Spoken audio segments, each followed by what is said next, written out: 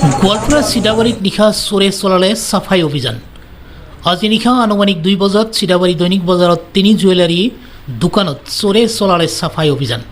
3খন jewellery দোকানৰ মালিকক্ৰমে অনয় পাল, হাছান আলী আৰু ৰুস্তুম আলীৰ 3খন জুৱেলাৰী দোকানত সংঘটিত হ'ল চুৰিকাণ্ড। প্ৰায় 7 লক্ষাধিক টকাৰ সোণ, ৰূপ, আ অলংকাৰ চুৰি কৰি নিয়ে চোৰে। এই মুহূৰ্তত জনাই আছোঁ এটা বিগ ব্ৰেকিং নিউজ। একে নিশাই চিদাবাৰী বজাৰত সংঘটিত হ'ল 3টা সোণাৰু দোকানৰ চুৰিকাণ্ডৰ ঘটনা। গোৱালপাৰা জিলাৰ মাটিয়া থানাৰ অন্তৰ্গত চিদাবাৰী বজাৰত নিশাক্ৰমে 3খন জুৱেলাৰী দোকানৰ মালিকক্ৰমে অনয় পাল, হাছান আলী আৰু ৰুস্তুম আলীৰ 3খন জুৱেলাৰী দোকানত সংঘটিত হ'ল চুৰিকাণ্ড। প্ৰায় 7 লক্ষাধিক টকাৰ সোণ, ৰূপ, আ অলংকাৰ চুৰি কৰি নিয়ে চোৰে। আমাৰ দাদাৰ দোকান অনয় পাল সিদাবাড়ি। এই শুক্ৰবাৰেৰ দোকান বন্ধ আছে 4 দিন।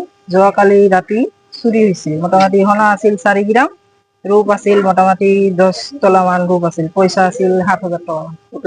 টোটাল মোটামুটি 60,000 মান টাকার। আমার ঘর হল দলগুমা। এখন এরে মানুষ আরো দোকান শুরু হয়েছে, তাহলে সন্দেহ করবো পারে আরো 3খান, 3খান আমার এখান আরো 2খান শুরু হয়েছে। রাতি মোটামুটি এইটো 1:30 মান হব। সেইবিলাক চিচিটিভি ফুটেজ বিলাক ধরা পড়ছে মোটামুটি 2টা-2:30টার ঘটনা। এইটোতো সিসি ক্যামেরা নাই। মোর নাম আলী হোসেন, আমার সরু ভাইটি দোকান করে, রুস্তুম আলী নাম। আমার ঘর এতে সিদাবাড়ি রুন বুলি কয়। এইটো আমার ঘটনাটো মানে রাতি এতিয়া আমি এতে চিচিটিভি ফুটেজত দি পালো রাতি 2টার পিছত চুরি হয়েছে। 2:47 মিনিটলৈকে এতে আমার চিচিটিভি ফুটেজটো পালো।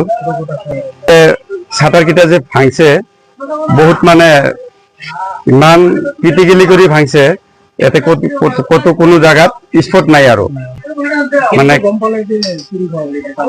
এইটো আমি ৰাতিপুৱাই আমাক এৰে মানুহ এটা মানে লৰা এটা আমাক ফোন করছে যে শাটার গিলা ভাঙা। সেই হিসাবত আমি আহি চালো। খালি অকল আমারে নহয় আৰু 3টা শাটাৰ ভাঙা আছে। 4টাই জুয়েলাৰি দোকান। আমাৰ এতে সোণৰ নেকলেস আছিল 2টা আৰু মোটামুটি আপোনাৰ 2 জোৰ মানে কাণৰ এই দুল বুলি কয়, এগুলা বনোৱা আছিল। এনে অনুমানিক আপোনাৰ 4.5 পৰা 5 লাখ মান টকাৰ বস্তু গেছে। আৰু আমাৰ মানে পুলিশ প্ৰশাসন আহিছিল, আহি কিনে ইনকোয়াৰি কৰি গল আৰু চিচিটিভিৰ ফুটেজ গিলাকো লৈ গল।